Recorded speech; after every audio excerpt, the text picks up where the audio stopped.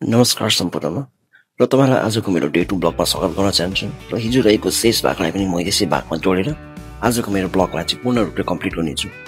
र अहिले बिहानीको 5 बजे पुगेको छ र हामी सबैजना 5:30 4:30मै उठेको थियौँ र हामी लगायत 20जना टोली लगायत एकजना ड्राइभर गरेर जम्मा टोटल 21जना छौँ र अबको यात्रा हुनेछ हाम्रो किरात स्थित रेड क्यान्यन, जहाँ चाहिँ हामी सर्ट हाइकिङ गर्नेछौँ, त्यसपछि स्कुबा डाइभिङ, त्यसपछि प्यारासाइडिङ र 12 बजी लन्च गरेपछि चाहिँ हामी यहाँबाट ब्याक हुनेछौँ। कारण हाम्रो यात्रा धेरै लामो छ, झन्डै 350 किलोमिटर।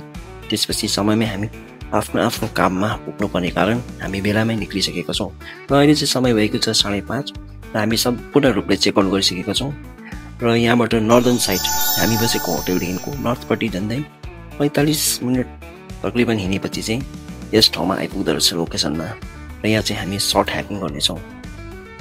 यदि तपाईँहरूले कहिले पनि डेजर्ट क्यान्यन हेर्नु भएको छैन भने आजको दृश्यले तपाईँलाई पक्कै पनि आनन्दित पार्न सक्छ। रेड क्यान्यन हजारौँ वर्ष अघि यहाँ बग्ने नाहलसानी नामक नदीमा आउने बाढको कारणले यहाँको सेन स्टोन ढुङ्गाहरूलाई काट्दै बनाएको एक प्राकृतिक घाटी हो। यहाँको पर्खाल ढुङ्गा चट्टानहरू रातो र पहेँलो देख्नुको कारण यस ढुङ्गामा रहेको आइरन सूर्यको प्रकाश पर्दा यस्तो देखिएको हो।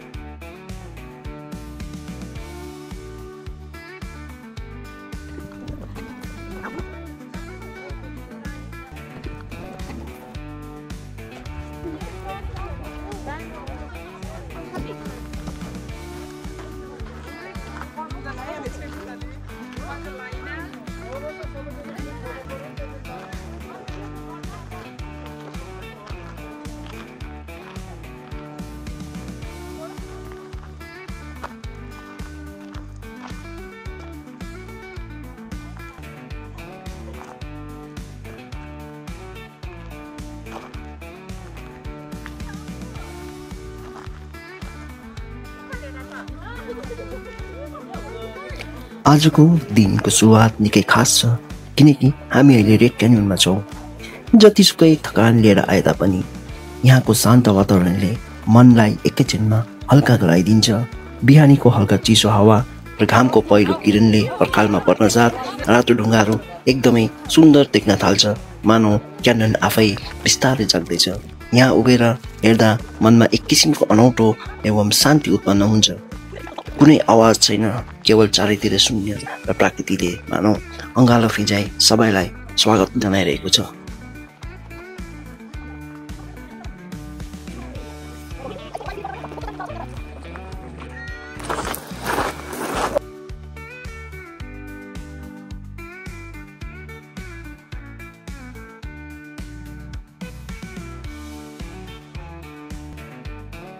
यसरी आजको हाम्रो हाइकिङ सुरु भइसकेको छ र यो करिब झन्डै 2 किलोमिटर जतिको पर्नेछ अप एन्ड डाउन गरेर। र यसभित्रको आनन्द तपाईँले यस भिडियोमा लिनुहोला है त साथीहरू, भिडियोमा अन्तसम्म बनिरहनु होला।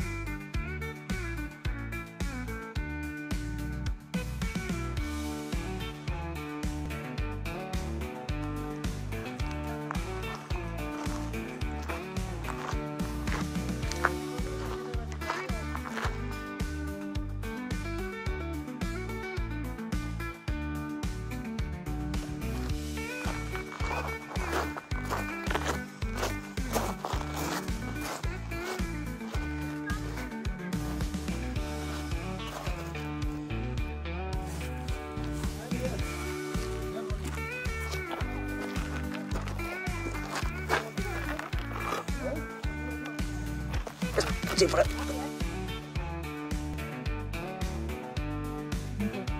चाहिँ गाइस अब एकदम हामी एकदम तल खेतमा आइसकेको छु यो चाहिँ एकदम न्यारो प्लेस छ गहुन ढोडे बाँसकोला चाहिन्छ मालिङ्गो हो नि ए अहिले तलबाट उकालो चढ्नु पर्यो अब यति नै रहेछ नि त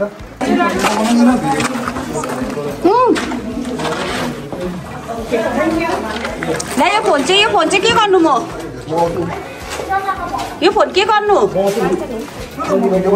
ल आउनुहोस्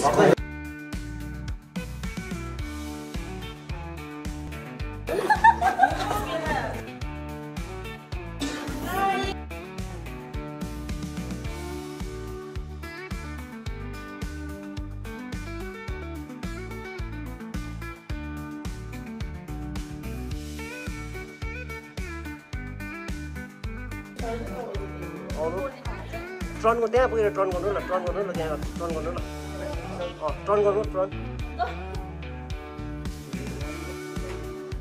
टर्न गर्नु न कम्फर्टेबल हुन्छ जाऊ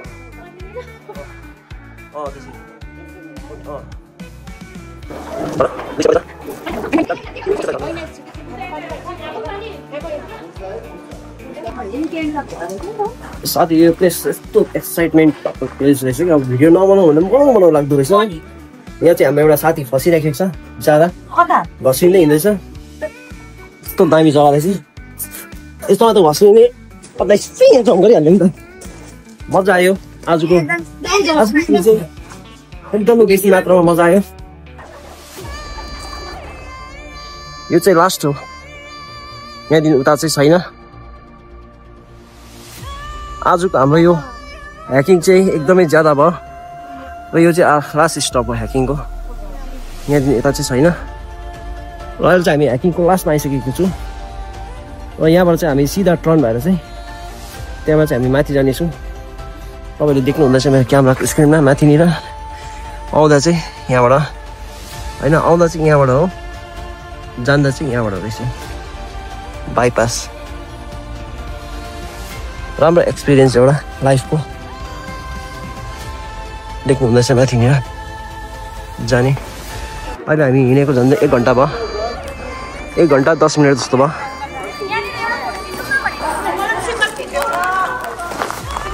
यसको भ्यू चाहिँ यहाँ यस्तो छ ब्याकग्राउन्ड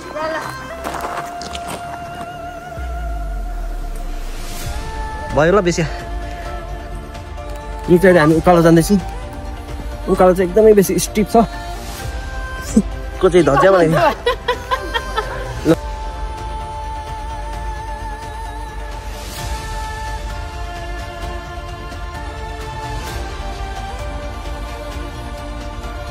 उकालो चाहिँ साथीहरू यहाँ चाहिँ एकदमै जोक गरी हिँड्नुपर्छ कन्फिडेन्स भएर चाहिँ एकदमै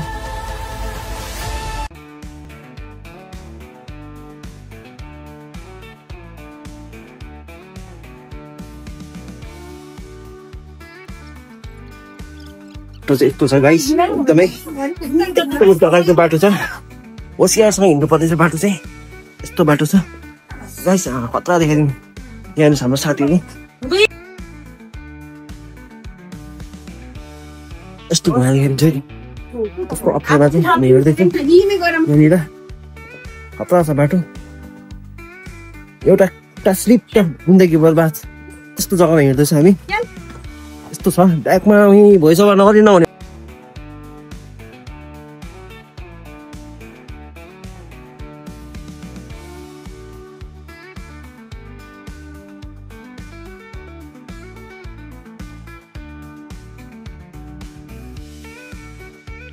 रेड क्यानियनको यो प्यासेज जस्तो तपाईँले देख्दै गरेको भागमा नि प्रायः जति पनि एडभेन्चरहरू हुन्छ फोटो टिकटकहरूमा जो तपाईँले क्लिपबाट समातेर ओह्रालो झर्दै गरेको फोटोहरू देख्नुहुन्छ भिडियोहरू देख्नुहुन्छ प्रायः सबै एडभेन्चर चाहिँ यहीँ हुँदो रहेछ 50% एडभेन्चर त्यहाँदेखि बाँकीको चाहिँ त्यही खुट्टाले हिँडेर ह्याक गर्ने रहेछ साथीहरू र यो ठाउँ चाहिँ एकदम रमाइलो छ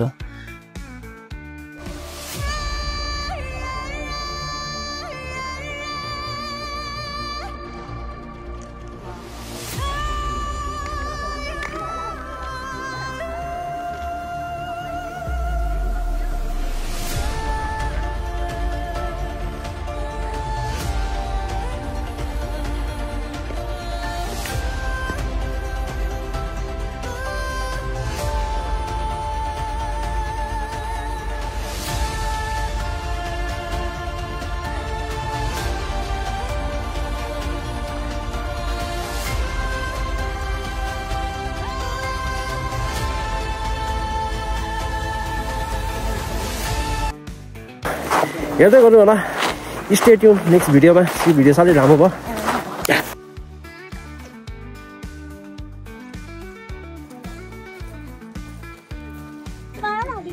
अन्त हामी 1 घण्टा 45 मिनटको हाइकिङ गरेर चाहिँ हामी फेरि हाम्रो गाडी भएको तर्फमा चाहिँ आइपुग्न आँटेको छौँ साथीहरू यसको अगाडि चाहिँ यस्तो छ ब्यागमा चाहिँ हाम्रो साथीहरू आउँदैछ र उहाँहरूले तपाईँलाई म ब्यागबाट देखाइदिन्छु पनि सबभन्दा फर्स्टमा चाहिँ म हिँडेको छु एकदमै ठिक हिँडेर अरू चाहिँ हिँड्नु नसकेर पछाडि ल त गाइस हामी फाइनली 0 मा आइपुगेको छौँ र हामी चाहिँ अघि गएको थियौँ यात्रा सुरु तल फेदमा एकदमै तल भ्यालीमा गएको थियौँ जहाँ चाहिँ एकदमै न्यारो भ्यालीहरू रहेछ प्यासेसहरू रहेछ र त्यहाँ चाहिँ अब हामी हिँड्दा चाहिँ हाम्रो गुड फिलिङ भइरहेको छ र मेरो साथीहरू चाहिँ ब्याकमा आउँदैछ र म चाहिँ 0 मा आइपुग्नु सबैभन्दा फर्स्ट भएँ र त्यहाँ माथि चाहिँ 0 हो यहाँ आइपुग्दा चाहिँ एकदमै एउटा भर्खरै गर्वित महसुस हुँदो रहेछ जस्तो मलाई लाग्यो मेरो अनुभवमा चाहिँ र साथीहरू तपाईँहरूले पनि चान्स पाउनु भयो भने एकपल्ट आउनुहोस् हाइकिङ गर्नु जिन्दगीको कुनै ठेगान छैन त्यस्तो जिन्दगीको यात्रामा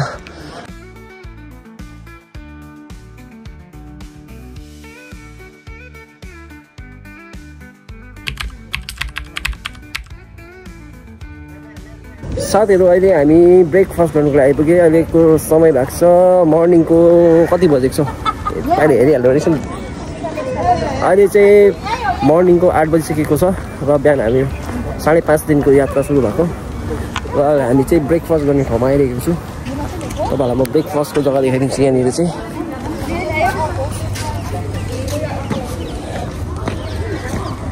बिहान चाहिँ यहाँको टेम्परेचर झन्डै 19 डिग्री थियो र अहिले चाहिँ टेम्परेचर बढ्दै जाँदैछ अहिले चाहिँ झन्डै 23 डिग्री भएको छ र हाम्रो टिम चाहिँ अब यहाँभित्र बिहानको ब्रेकफास्ट गर्नु पसिरहेको छ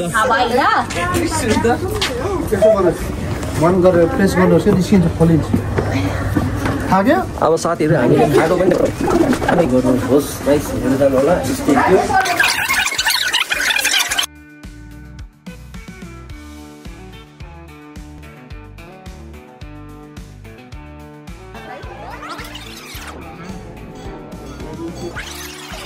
अब एकदम कफी खाइकन चाहिँ फ्रेस हुनुपर्छ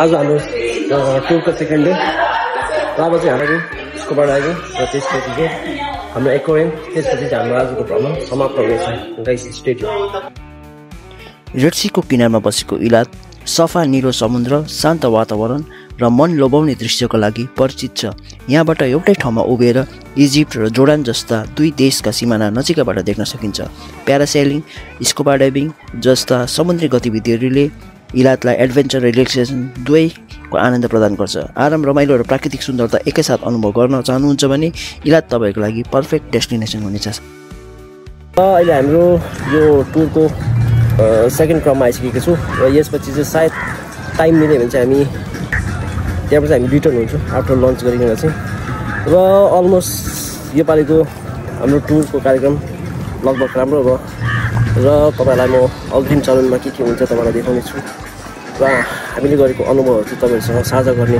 प्रयत्न गर्नेछु मेरो ब्लगको माध्यमबाट साथीहरू तबसम्मको लागि हेर्दै गर्नु होला स्टे ट्युन साथीहरू हामी चाहिँ घुम्नु इलात आएको छौँ अनि अब इलात चाहिँ यस्तो राम्रो जग्गा रहेछ तपाईँहरू पनि घुम्नु आउनुहोस् होला है हाई एभ्रिवान नमस्ते टासी दिदी सबैजना मलाई हेर्नुहुने सबै सम्पूर्ण मित्रजनहरूलाई हामी हिजो टुर आएको इलात अनि हिजो हामी त खालि सपिङ मात्रै गए आज चाहिँ हाम्रो प्यारासाइलिङमा छु हामी वेट गरिरहेको छु एकदमै तपाईँहरूले मिस नगर्नुहोस् राम्रो रहेछ मलाई त साह्रै मन पर्यो धन्यवाद हेलो साथीहरू, आज चाहिँ हिजो हामी इलात आइरहेको छौँ होइन, बेलुका आइपुगेको र बिहान चाहिँ हामी 5 बजी रेड क्यानियन गएर अहिले चाहिँ हामी प्याराग्लाइडिङको लागि वेट गरिरहेको छौँ। साथीहरू आधा उन्दैछ र वेट गरिरहेको छौँ। एकदम मजा आइरहेको छ। हेलो एभ्रिवान, हामी चाहिँ हिजो इलात टुर आएको हो। इलात टुर चाहिँ मलाई एकदम सबैभन्दा बेस्ट लाग्यो हो। अनि हामी यसको चाहिँ रेड क्यानियन चाहिँ एकदमै मलाई चाहिँ साह्रै मन पर्यो। हामी enjoy the lot. Thank you.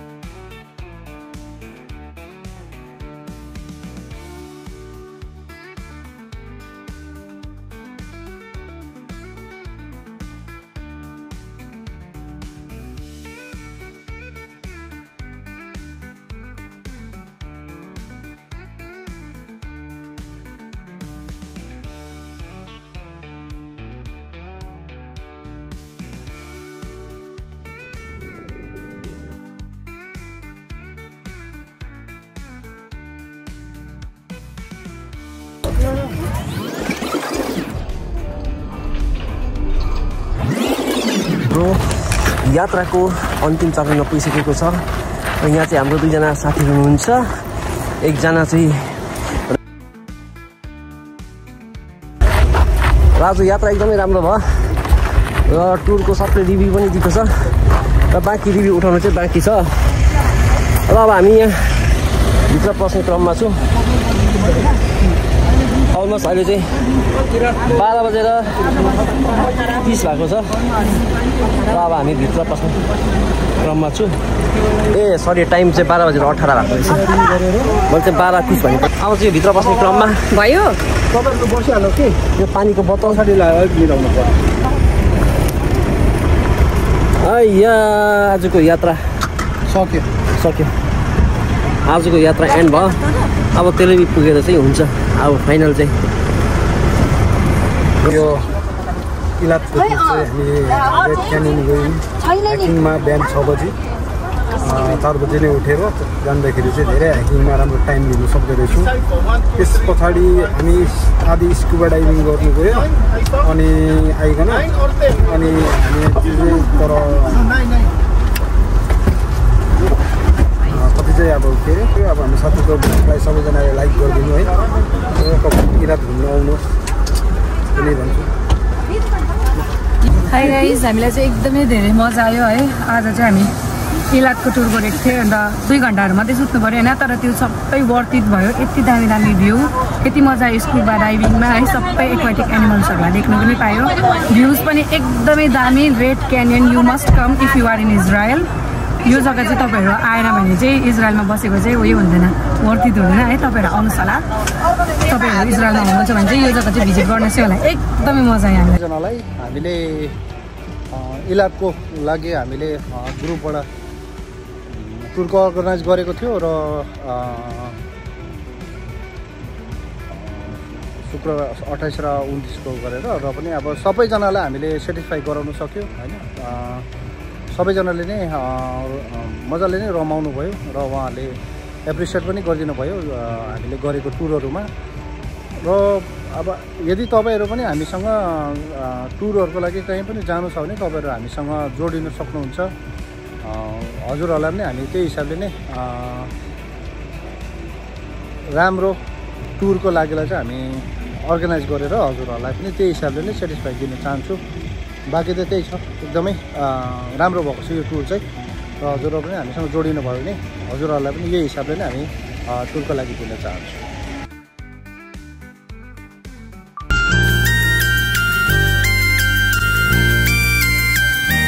चौबन्दीमा पाटुकी बाँध्या छैन भन्दैमा पोखरीमा घाँस काट्न जाने छैन भन्दैमा